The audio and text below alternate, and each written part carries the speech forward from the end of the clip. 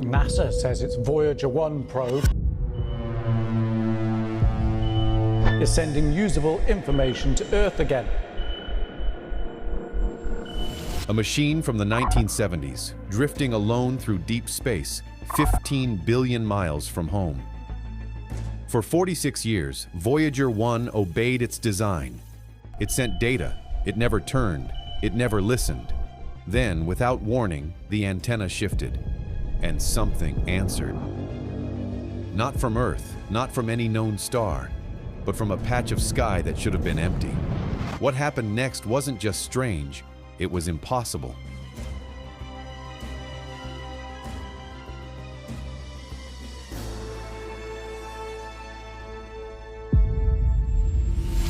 Built to leave. Mission, we have a liftoff. The roll program is in on time. Voyager 1 launched quietly on September 5th, 1977, a slim body, 800 watts of plutonium-powered electricity, and a memory smaller than a single JPEG. There were no advanced systems, just a transmitter built to send data back home, not to listen, not to react, and definitely not to turn. Its only job was to leave. And it did. It raced past Jupiter, then Saturn, then kept going. It flew beyond Pluto. Crossed the heliopause in 2012, that invisible edge where the sun's magnetic field fades into interstellar space. And now it floats 15 billion miles away, still powered, still transmitting, the farthest object humans have ever touched. For over 40 years, it drifted in silence, until that silence broke.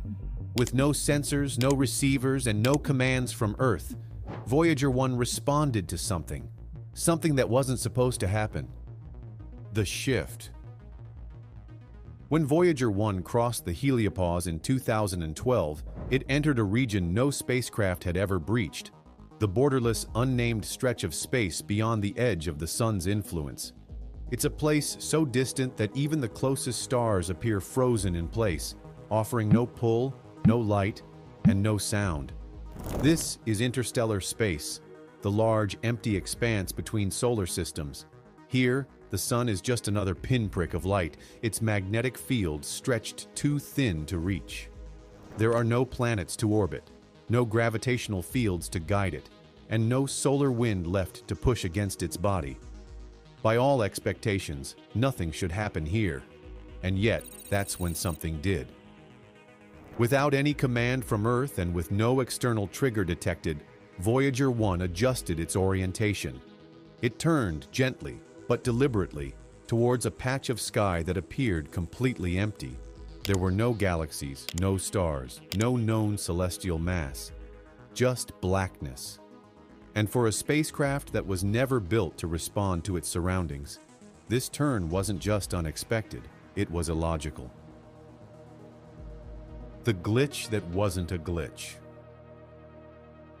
On November 6, 2023, Voyager 1 sent back a transmission that looked off, not broken, just wrong.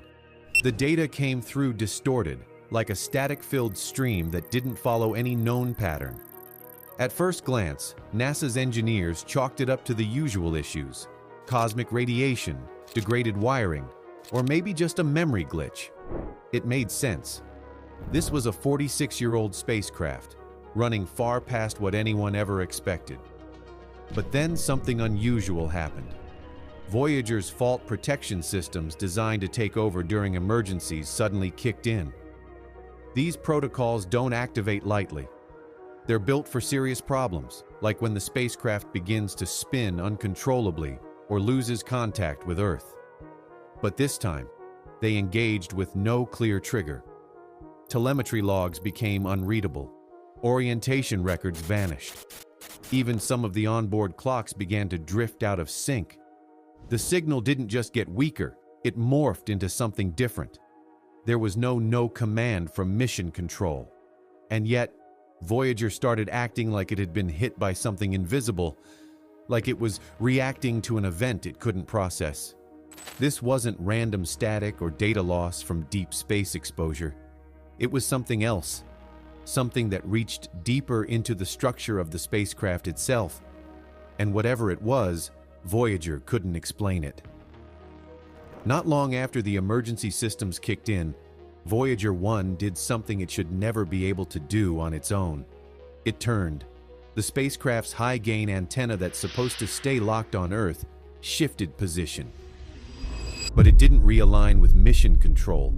Instead, it aimed somewhere else entirely, toward a patch of sky with nothing visible. What made the movement even stranger was how it happened. The shift didn't involve the spacecraft's thrusters. There was no propulsion recorded or firing of jets. It was as if the orientation simply changed on its own. NASA ran through every scenario. No command had been sent from Earth. No software had been updated. Nothing in the control system had changed. From every angle, Voyager should have stayed still, but it hadn't. This was a clear, deliberate reorientation, which didn't make sense because Voyager 1 was built to follow instructions, not act on its own. After Voyager 1 turned toward the empty patch of sky, its onboard sensors picked up something even stranger: a torque event. That means the spacecraft didn't just shift direction, it rotated physically. The gyroscopes recorded it clearly. This wasn't a software glitch or random drift. It was a real, measurable change in orientation, small but definite. And yet, nothing on the spacecraft should have caused it. The thrusters didn't fire. The logs showed no activity. Solar pressure was ruled out. Voyager was far too distant from the sun for light to exert any real force. There was no sign of debris, no evidence of an impact. A machine drifted through the most silent, empty region of space known to humanity, and somehow it moved. The null void. Once the torque event was confirmed, NASA did exactly what it's trained to do. Engineers ran full diagnostics and checked power levels. They cross-referenced flight logs, looked for signs of system failure or unexpected inputs. And they found nothing. There were no electromagnetic pulses, no power surges, no radiation spikes, nothing from any nearby satellite to suggest external interference. Voyager's instruments were stable, its systems were operating within expected parameters. On paper, everything was normal. Just to be sure, the team ran simulations. They tested whether aging hardware or degraded components could have triggered some phantom command. But the data didn't line up, the numbers didn't match. This wasn't a ghost signal or a random twitch from dying circuits. The reorientation was real, the torque event was real, and neither one had a cause that anyone could find. Once engineers had ruled out every known explanation, they were left with a question that no one really wanted to answer. If Voyager's systems hadn't caused the shift, if there was no technical failure, no solar radiation, no micrometeoroid strike, then what exactly made it move?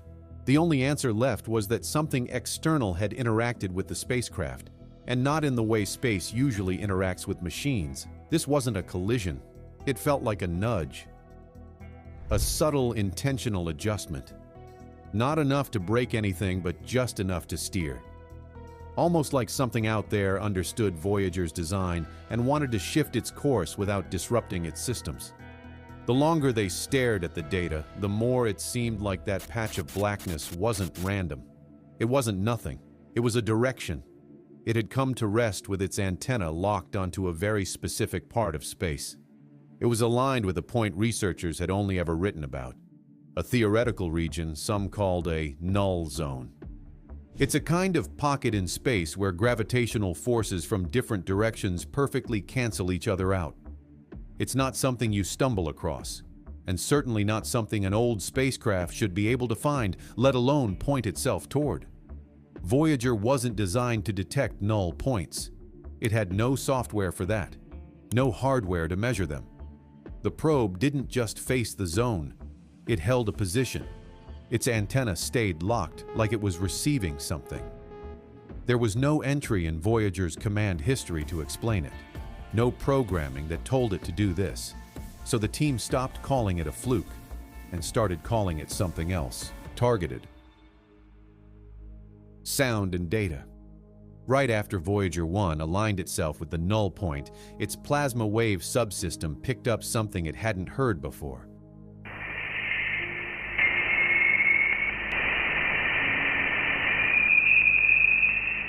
It was a tone, a soft, steady hum, not the kind of electromagnetic turbulence common in deep space. This was cleaner than that. It held steady at around 3,000 hertz and it didn't waver. The signal pulsed with a rhythm so consistent it felt designed and structured, the kind of pattern you'd expect to find not in natural radiation but in music theory. But this wasn't new. This hum had been there for years. Voyager's strange reorientation had simply put it in position to hear it clearly without distortion. The alignment hadn't just uncovered the sound, it had amplified it. Researchers started calling it the plasma melody. When the waveform was analyzed, they found mirrored structures. The pauses were evenly spaced. The tone repeated itself in precise intervals. Its patterns echoed with math. It moved like a melody written in numbers. NASA didn't just bring in physicists. They called in acoustic engineers, people who work with harmony and structure for a living. And almost every one of them said the same thing. This wasn't random. It was balanced and symmetrical. It didn't feel like a signal someone had transmitted. It felt like it had been waiting to be found. But it wasn't more than just sound. Buried inside the transmission was something else. Data. It wasn't the standard kind Voyager usually sent. This one had no temperature readings, radiation spikes, or velocity logs. The telemetry included layers of structured information that didn't match anything Voyager had been programmed to capture.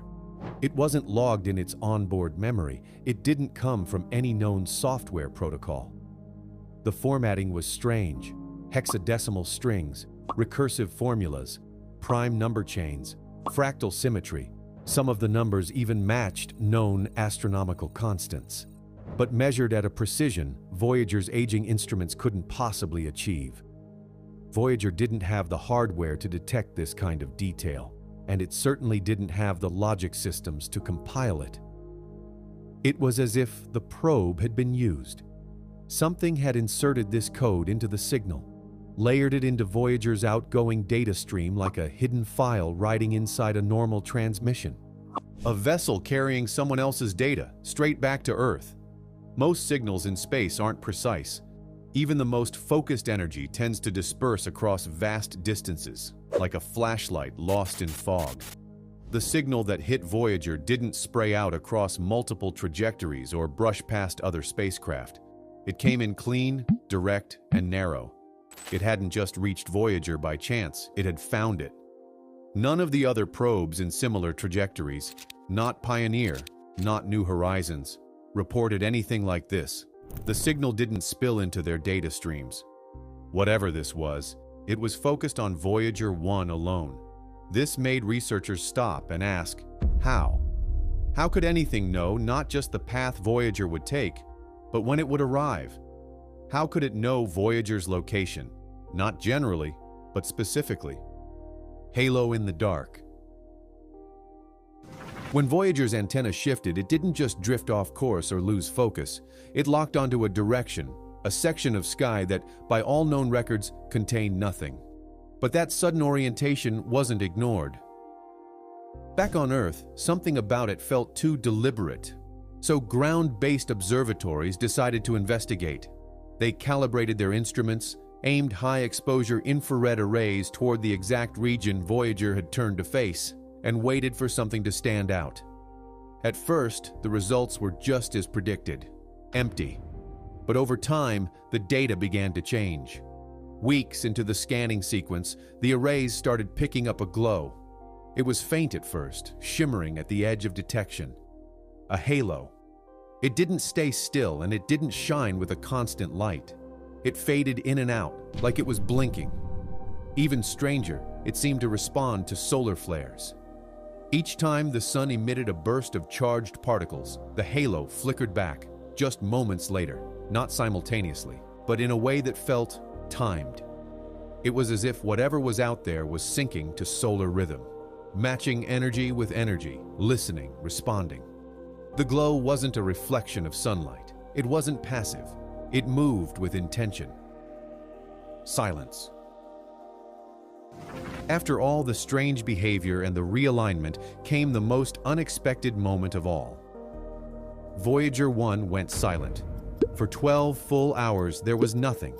And for most machines, especially those that have traveled billions of miles through space, 12 hours of silence might not raise alarms.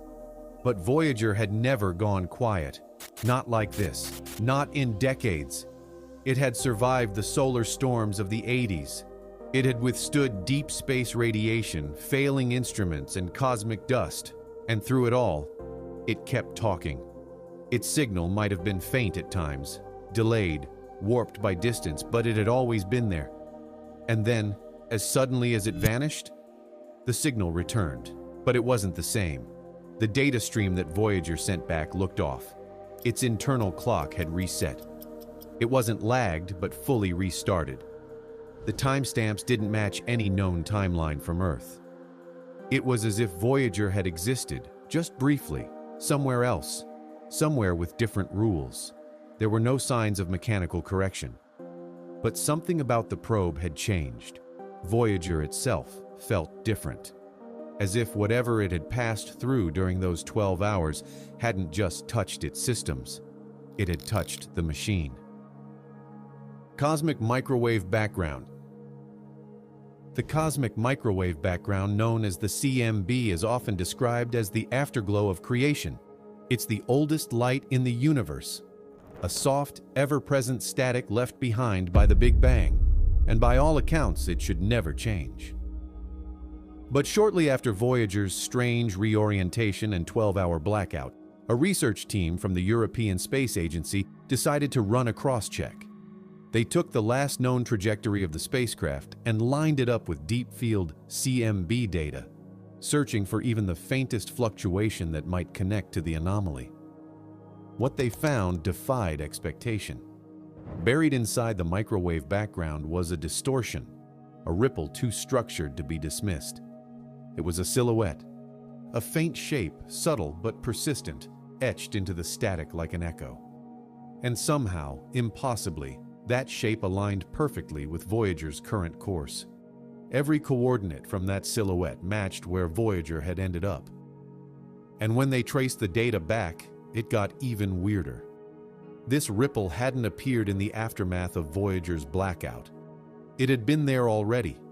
They found the same pattern across decades of readings, from Planck, from WMAP, even older deep sky missions. Different sensors, different tools, different timelines, and still the exact same anomaly.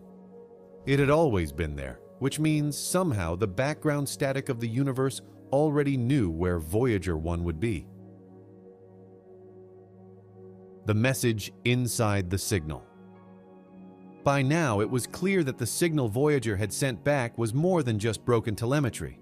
It was something deliberate and designed, but no one had the tools to read it. NASA's instruments couldn't decode it. Traditional software failed to parse the structure. It wasn't written in any known programming language.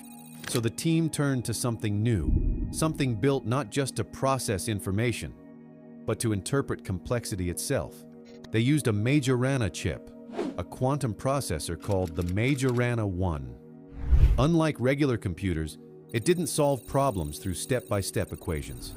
It worked through probability, mapping patterns across multiple potential realities, adapting to symmetry, recursion, and uncertainty. The same principles that define the universe at its smallest scales. They fed Voyager's raw signal into the chip and waited. Gradually, the chip began to pick out structure. It started recognizing mirrored patterns, sequences that folded back on themselves, loops that aligned like grammar in a language no one had taught it. The signal began to unfold like a sentence, a message that wasn't written in English or in binary or in Morse, but in logic, in structure. And then it stopped. The chip produced one final output, just a single line. It was a question. Are you ready to listen? This wasn't just a message sent across space. It was an invitation. With the question decoded, attention turned back to the signal itself. If this was a message, then maybe it carried an identity. So they began peeling it apart, one digital layer at a time. And at the very core of the transmission, beneath all the math and structure, they found something deeply strange. A tone. A steady, perfectly tuned hum, locked at 3,000 hertz. It didn't behave like static. It didn't degrade like background radiation. It didn't scatter like noise. It held rhythm. And more than anything, it sounded like music.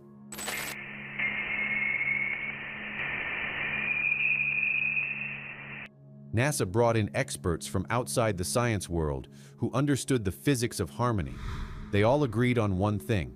The sound wasn't random. It echoed with palindromes, melodies that folded into themselves. It used intentional silences, timed like rests in a musical score. It held intervals that matched standard musical scales. This was patterned and composed, structured with the grace of math and the language of sound. And then, just as clearly as it began, it ended. As if someone, somewhere, had turned the switch off on purpose. After the tone dropped and the signal went quiet, engineers around the world began digging for explanations. A physical event that could explain everything. Maybe it was a solar flare or a micrometeorite dust that hit the probe. Not one piece of data matched the conditions needed to cause the transmission. Every diagnostic came back clean. Voyager wasn't broken. Whatever touched Voyager in that black stretch of space had broken the rules. Speak or respond. For a long time, everyone assumed Voyager had received something, some kind of signal aimed at the spacecraft from across the galaxy. A one-way transmission designed to be picked up by something listening. But that theory didn't hold up after everything that followed, because as the data continued to unravel, the sequence started to feel less like a message sent to Voyager, and more like a reaction triggered by Voyager. From the subtle musical tone to the strange rotation and the coded data. Every one of those anomalies lined up not with an incoming transmission, but with a specific location. It didn't feel like a call for attention. It felt like an answer. Something happened the moment Voyager entered that particular patch of interstellar space. An idea started to take shape. What if Voyager didn't receive a message at all? What if it knocked on something, and something knocked back? Whatever responded didn't do so with panic or confusion. It replied in rhythm, as if it had been waiting to return one. Which means this wasn't just about Voyager detecting something. Something else detected it, recognized it, and then made the choice to respond. NASA's quiet breakdown. To the public, NASA's updates were calm and measured, polite mentions of signal anomalies and ongoing analysis. The kind of vague, technical language you'd expect from a government agency trying to keep things quiet. But behind the scenes, it was different. Internal documents were stamped, and high-level meetings were held off record. Entire processing teams were retasked to focus solely on Voyager. Telemetry was pulled from archived backups.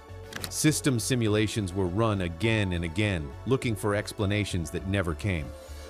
At the Jet Propulsion Lab, computing resources were rerouted. Engineers who hadn't worked on Voyager in decades were called back into active consultation. Even the Department of Defense quietly logged interest. The timeline made no sense. The signals defied known physics. And the data Voyager had sent back looked like it had passed through something far more advanced than any man-made system. A 1970s-era spacecraft had entered a region of empty space, spontaneously changed direction, picked up a patterned signal it wasn't equipped to receive, and then returned from total blackout with cleaner, stronger data, including code formats it was never designed to understand. NASA didn't panic because something failed. They panicked because something worked. Something they didn't create and didn't expect. Something they didn't even know how to process. And in all their decades of deep space exploration, no moment had ever hit harder than that 12 hours of silence. Because for that stretch of time, Voyager was gone. And whatever it saw or passed through changed everything. After months of rechecking logs, testing every theory and searching for any explanation that could make this easier to swallow, they stopped calling it a malfunction. They stopped treating the signal as a corrupted file. Hidden beneath the telemetry were layers of structure too precise to ignore. Frequencies that repeated with exact timing, harmonics that mirrored each other. NASA engineers gave it a name: field interaction. That's the technical term they settled on. Because the energy surrounding the probe didn't behave like radiation or dust or interference. It didn't scatter or explode. It moved like it had purpose. When Voyager turned, the field turned with it. When the transmission spiked, the rhythm returned. When the systems rebooted, the signal sharpened. And the beam itself wasn't broadcast across space like a flare or a pulse. It was narrow and controlled. Everyone who has seen the raw, unedited breakdowns of these transmissions agree on the one truth that can't be shaken. Voyager wasn't drifting alone. Something found it. Something waited. And when the moment came, it answered.